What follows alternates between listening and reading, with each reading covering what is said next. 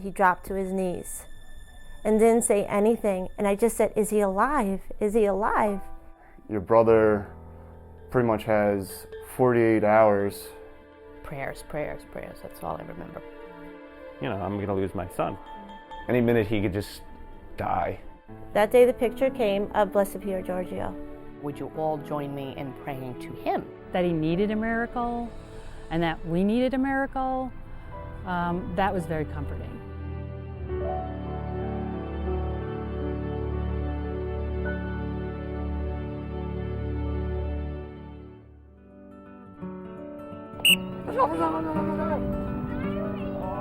Full of life is the only way to describe Kevin. Just fun, good kid. He was a handful. Just goofy kid, you know, very goofy. When things got exciting, it usually involved Kevin. He was really good at soccer. His team, they won like counties, they went to the state finals twice. Had always something to say about everything, but he was delightful. You know, I wasn't surprised when we pulled up to this house to see the kind of house that he was going to be living in. You were hoping that it would be better than it was, but... It was a college house, but he was so proud. And of course, yeah, he was very proud. This is his place. This is his home. He had called me that morning to share with me that the cable guy was here. He had to actually go out onto the roof to clean back the bushes. He said, Mom, they couldn't get it set up, so I had to go out and I trimmed back the trees, and we're all set. We're all connected. We're ready to go. And the first night, like, all my roommates came, like, we were just hanging out on the roof saying, like, how awesome of the year was going to be and stuff. And, like, every single night, we actually just hung out on the roof before I got hurt. It was Kevin's girlfriend who called me and said Kevin was in a bad accident and he's very badly hurt. And I said, okay, so where is he? And she said, well, he's at the hospital right now. And I said, okay, well, what is he saying? She said, he's not saying anything, Mrs. Becker. I said, well, what do you mean he's not saying anything? We found him outside. We think he fell from his roof. My grandmother was currently in the hospital. My uncle was in the hospital. Both of them were fighting for their lives. You know, it was pretty serious stuff that they were in. So when I got woken up, I was pretty scared. We started walking down the stairs. You know, before we even gone past the first level of stairs, I go, is it Uncle Sean? He goes, no. I go, Grandma Jean? He goes, no. At this point, we hadn't known yet really where we were because, you know, his girlfriend couldn't tell us that much. But it was when the phone call came in from the hospital, and I'll never forget that because Damien took it. He dropped to his knees and didn't say anything. And my oldest son just started hysterical crying. And I just said, is he alive? Is he alive? You know, at that point, they were telling him that Kevin was in grave condition, that they did have him as stable as they possibly could at that point in time, but that they needed to transfer him to a higher level trauma hospital, which they were going to try and do, but that they could not guarantee us that he would be alive when he would get there. So we needed to get to that other hospital, and as soon as possible. I just remember my mom just ripped my pillows underneath from my head, and I was like, what's going on? She's like, get up, we gotta go downstairs right now. And I was just like, okay. Came downstairs, my mom was racing and I was just slow. And I was like, I gotta go back to sleep, I have football tryouts. And I walk into the TV room and I see Damien's pacing back and forth, like in the doorway. And then my dad's just sitting on his chair, just like staring at the ground, kind of emotionless. My mom's like, Kevin was in an accident. And I'm like, okay, how bad is it? Like, do I really need to go and see him? And she's like, yeah, you kind of do. I was like, really? I need football tryouts. Like, that always bothered me, that one little part, because I worried about football tryouts more than my brother. So I was kind of thought about that for a while, kind of. All right, so let's go. And we all just like grabbed something. What are we bringing? My oldest ran upstairs and grabbed his rosary beads off of his cross in his room.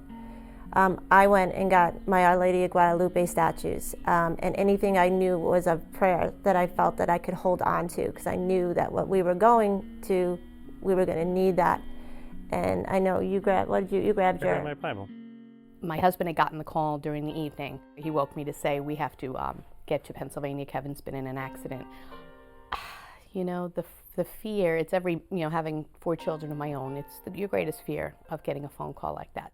My husband and I were sleeping and the phone rang, and it was probably, I want to say, about 4 o'clock in the morning, and my brother Hillary was on the phone. He said that Kevin was in a terrible accident. They weren't sure how things were going to go. And I just burst into tears. The surgeon had gotten to the hospital, and they were trying to move us as quickly as possible. They needed to get him into surgery, but the surgeon wanted to talk to us first. Basically I just said to the doctor is, I trust you to do the best that you can. Because they were going in and inserting 2 tubes into his head, one to relieve pressure and one to monitor brain pressure. I remember very vividly walking into the waiting room, and I just beelined right to Jean Marie. And I remember her saying to me, "Thanks for coming," and I just said, "Where else would I be?" When I first saw Kevin, it was a shock, because the amount of equipment that was a part of him at that point was really devastating, because it seemed like every part of him needed something in order to be there still. I was in 5th grade, and the story was spreading throughout the school at St. Raymond's, and everyone heard about it from Mrs. Becker, because she was the teacher there. She came in and she told us about him, and she told us about what happened, and she asked us to pray for him. We all started praying for him. Every night at the dinner table we would pray for him. Desperate. It was desperate that he had a fall, that he was in a coma, and that things were very, very serious. I'm a speech-language pathologist, so I know about head trauma and I know about head injury. I was sad. I was very sad for what would be the probable outcome, knowing what I know medically speaking. So we prayed a lot. They generally felt that they had 2 to 3 days to save his life. And Kevin wasn't getting any better. I mean, he wasn't getting worse, but he certainly wasn't doing anything that they would feel encouragement by. He started running high fevers, he had pneumonia, he started getting nasal infections. His fever at one point was like 105, and they had to put a cooling blanket over him. Just seeing such a vibrant person in a coma and not responsive at all, and then his head had been shaved, and he has the most amazing hair. So his head had been shaved where they had, done some work, and he had stuff, and so physically he looked kind of scary. One of the members of the trauma neuro team is making his rounds, and they come up to Kevin's room, and he gets the rundown from the nurses, and I just remember him saying, you can't go on like this forever. I mean, time is running out. His brain pressure was spiking really high. His brain pressure, whenever they tried to reduce the propofol, to test to see how he was doing, so they would test see, it. Within 2 minutes would just go, and then they would be like, dangerous. Mr. Becker, we got to bring it back down, because they would try to ask me to help Kevin to do something. It was just day to day, almost minute to minute, and I just remember there was this one point where they were just waiting for him to give the thumbs up. He would just give the thumbs up, and I remember being in the room with him when it was my turn, and just looking at him and just screaming in my head, "Please, Lord, please, let me have a thumbs up," And it was just moment by moment. We just never knew. You just never knew. The hope was always there, never to give up hope, but it was also very scary that he might die. He might not die, and the fear of him not dying was, what are we going to get? What kind of Kevin are we going to have after this is all over? And I think that was my biggest fear, was that he was not going to be able to be who he was. So Dame and I are just sitting in there, and this doctor, says, let me just explain to you what I'm thinking is going to happen at this point. We can't keep Kevin the way he is anymore. And he said the only other option is that we're going to just put him completely under. A medically induced coma, and he said, it's for 2 weeks. If we do that, he may never come back. It wasn't good, and hearing that your brother pretty much has 48 hours and we're going to have to try something else, but death is possibly coming, it certainly, changes everything. I was trying to accept the fact because it seemed from what everyone was looking like that the odds were not in his favor. He's either going to die, but if he doesn't die, he will remain in a coma for the rest of his life until you decide to end his life. Or if he survives, he'll be really funny. So anytime the doctors would say anything, and I would just go through my head, my God is greater than that mountain, over and over. If I was in his room, I was on my knees by his bedside, praying over him. And then I would leave and say, I have to go pray, and that's all I can do right now, Kev. I can't stay with you. I can't see you like this. My niece Beth, who lives in California, had contacted us and said, listen, get everybody praying for Pier Giorgio. He needs another miracle to become a saint. This might be the one. Now me being, listen, anybody you throw at me, I'll do it. I always pray to all my people, so just add a person on. So that's when we all first heard of him, and we said, sure. He was a young guy, very athletic. I said, hey, this sounds like our guy. My niece had sent us the Divine Mercy prayer, and then Blessed Pier Giorgio, and gave us, the prayer to say. And especially to have a particular saint to pray to, especially that he needed a miracle and that we needed a miracle, that was very comforting. My relationship with God is he talks to me through music. And so I think that was a part of my prayer, is like I was holding on to what people were telling me, and at one point I said, I'm holding on, but I need to hear from you in my special way. For whatever reason, I would probably wake up at around 3 o'clock in the morning. I was just flipping through the channels, and there was the Rosary with Mother Angelica, and I left it on. So we would wake up to EWTN. And every morning, probably around 7 o'clock, there's like a kids show. So day 8, you're in the bathroom getting ready. I'll never forget it. And I had not listened to any music up until this point. And the scripture verse of the day was the scripture verse that hangs in my classroom. And then they go into this song, and it's a very catchy song. It's cast your burdens onto Jesus. Higher, higher, higher, There he goes, higher. cast your burdens onto Jesus, for he cares for you. That's it, yeah. Higher, higher.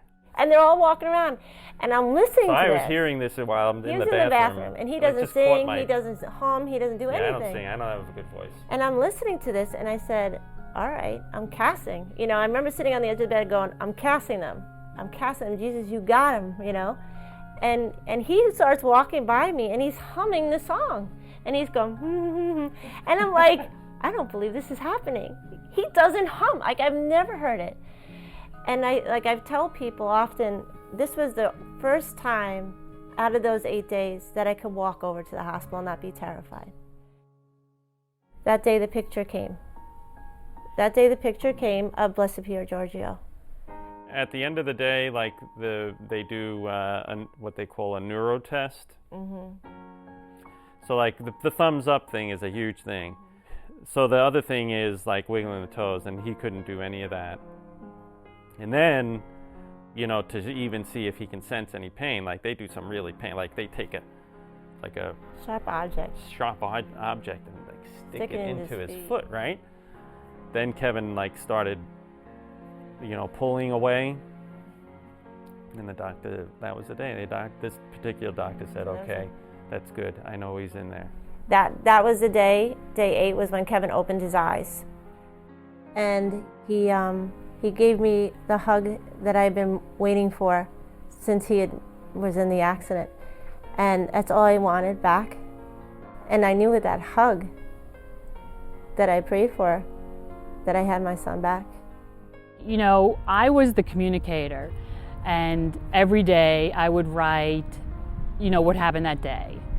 Some of it was, of course, for the most part, was fairly serious, and keep on praying and keep on praying.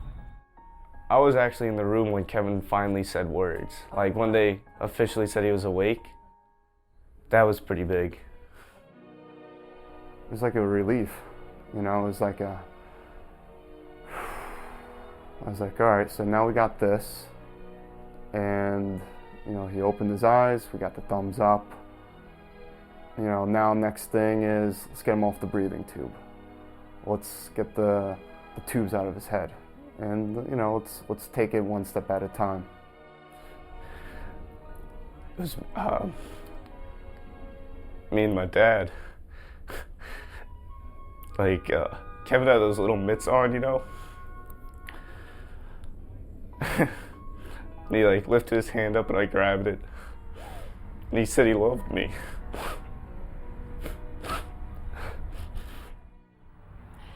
When Kevin put his thumbs up and opened his eyes, for me, that was the miracle. That was the miracle. To have Kevin, however Kevin would be, Kevin was back. And then when he called me a loser, Kevin was back. And I walked in and he was in the bed with his eyes open, sitting up, able to really recognize me. It was, I can't even describe the feeling. But we had to go to the house, the hotel thing that we were staying at that was affiliated with the hospital, just to pack up. And, you know, I had a football lane in the car, and we just started tossing. And that was really cool. Probably wasn't the best idea either. Probably dangerous. So I was firmly believed that we were gonna have to help him for the rest of his life. I was convinced I would wipe drool off his face, all those things that the doctors were saying were supposed to happen, and him not come back from a soccer game complaining how he got stepped on. His middle initial's M, and I changed it from Kevin Matthew to Kevin Miracle, and that's just what it was and what it is. On the last morning of the hospital, Kevin had mentioned to me that, you know, an angel was with him, and the angel kept him safe. Like the first time I met Giorgio, you know, I woke up in my futon, you know, it just seemed, you know, I'm usually the first one awake in my house. I'm always the early riser. Like I would go to like the 7:30 mass. And, you know, my room was a very normal bedroom, where I guess for me at least it was normal. I had a futon, TV, Xbox 360, and FIFA. All right, that's all I had, that's all I needed. I started hearing things downstairs, and, you know, I just figured, you know, it was one of my roommates. This is where I see this guy, you know, this young guy and stuff. And I was like, who are you, man? And he goes, I'm your new roommate. And I'm like, that can't be, because I have two roommates, you know, their names are Nick and Joe, and he just goes that you don't have to worry about them for now. Right, you know, whatever, new roommate, cool, awesome, new person to meet. So I'm like, who are you? And he goes, I am Giorgio. And I'm just like, all right, Giorgio, it's nice. I'm Kevin, nice to meet you. You know, it was kind of like a working relationship. We were working on making the perfect room that, like, you know, for myself, for all my friends, for all of us to hang out in. And then when I was done with that, I'd go back upstairs into my room, play video games, play FIFA most of the time, and, you know, even do schoolwork. And that, it seemed like he was doing everything in his power to keep me there. So like eventually I'm gonna get aggravated, so eventually I'm gonna try to get out of my house, and that's the thing that I always remember is him saying, you're not ready yet to go out there. And I never knew exactly what that meant, and I still don't know what that meant. So it was the next day, we were home, it was a beautiful day, and we decided to go for our walk. And as I'm walking with him, I just couldn't believe what I was hearing, and I was just like in awe. My mom goes, Kevin, hey, why don't you tell Damien what you told me? And I was just kind of like, yeah, so what's up, Kev? What do you got to tell me? He goes, well, when I was in my coma, there was an angel with me. First of all, to hear Kevin talking about an angel, that's something in and of itself. He never saw Pier Giorgio. Like, we never told him that we were praying to him. It was when the first day he came back. My mom goes, if I showed you a picture, would you be able to identify this picture as your angel? She shows me the picture. And he just looks at it, and he goes, that's him. that's the guy. He's like, that's the guy that was in my dream, telling me not to like leave my room or anything. That's the guy. With God's gracious mercy and his love for us, and of course especially for Kevin, he chose the perfect saint for the miracle. You know, both athletic, both funny, both really enjoy being with their friends and the youth. You know, you hear about miracles your whole life, and you've heard about this miracle, and you read about the miracles in the Bible, and you hear about the ones all over the world. But what a blessing to be able to witness one firsthand and to be able to talk about it. It's absolutely miraculous. I mean, you would never know he fell. You truly wouldn't know. I mean, he does everything he did before. I know that Pier Giorgio was a guy's guy, that he was just a regular guy, but he also had this deep faith. He made bets with his friends that if he made it down the mountain first, then they would have to go to mass with him. No, he was very athletic. He's Italian. I'm Italian. He was a good person. He helped the poor a lot. He died when he was young, very young. He was part of the St. Vincent de Paul Society. He had a deep devotion to the poor. I know the most significant one was he would always climb mountains. He'd always want to do that so he could be closer to God, like his saying versa alto, to the top. A lot of saints that you hear about that are in some sort of order even, like priest to sister, and to hear that Pier Giorgio wasn't is different, makes him different. He lived life to the fullest, I think. It shows that you don't have to be like in your 50s to be a saint. They grew up, if Kevin had grown up in Turin, Italy with them, I'm sure they would have been good friends. When Kevin was first back home and he was going for speech therapy at a speech pathology place, and I'd taken him to a couple of appointments, and I would sit there with him, and he would go in, and I would see young men his age and coming out, barely able to walk out, who have just had a traumatic brain injury as well. And I would just say, Kevin, look at these people, and look at you, you know? And he barely needed the therapy, you know, he was just going through the motions, and to me, it was continuous seeing people in that could have been him. And it was a constant reminder of what a miracle it was when you would be physically in a place and you would see young men coming out and not being able to communicate at all, not being able to even really walk correctly. And there he comes bounding out, hey, Aunt Geraldine, let's go, you know, I'm done. And I'd say, look at this, Kevin, look at this boy, you know. How there but for the grace of God and your miracle and blessed Pier Giorgio Frassati and everyone's prayers, and that could have been you, but it's not. And he recognized that, and that was the beauty in it all, that he knows that could have been him. So, what's going on? Why am I recovering so much quicker than my friend Jordan, than this other guy, There's people been in this class for 6 months, some with some severe head injuries and some with concussions. And I fractured my skull in 5 places. I had fully injured basically every single lobe of my brain. My brain shifted by a centimeter. Basically, my brain was mush, and I was healing that much faster. It was just, it's been so wonderful to watch, and just every little thing that happens to him, you just think, oh, we could have missed that. And it's such a blessing to still have him and have him back. Yeah, he's definitely the same person. I would say, you know, I think because of it though, you know, we're definitely more spiritual. What, how, why me? I always tell my mom, why me? I'm here now, and I know at times why me. I'm a new picture. I'm a different person. I can help another person become something that he deserves to be. And I was chosen to show people that there is something to believe in, that there is a God. He loves us so much that he forgives us. And that's one of the biggest things that I've learned in my life is forgiveness, and I've learned to love a lot more. If God can do this for me, imagine what he can do for you. There are miracles in this world. They go on. They happen to everyday people. Everyone is worthy of one. God chooses, you know, for whatever reason, why someone has one and someone doesn't. The hand of God came down you know, and touched our family in such a way just because of his gracious mercy. I mean, that's it. The hope in a world that, you know, where they're saying God doesn't exist. He's very alive and well and very present if you let him. Yep. You don't know what you have until you truly are very close to losing it and stuff. So I would just say I'm much more grateful for what I have now. I mean, I'm a very active person, and I'm training little kids in soccer, and I can guarantee you, if I was hurt, I would probably have never been training 2 to 4 year olds. I would never thought that's like proper for me. I would like, I should be coaching older kids. So I kind of like see myself doing more things that are very, you know, Giorgio Frassati like.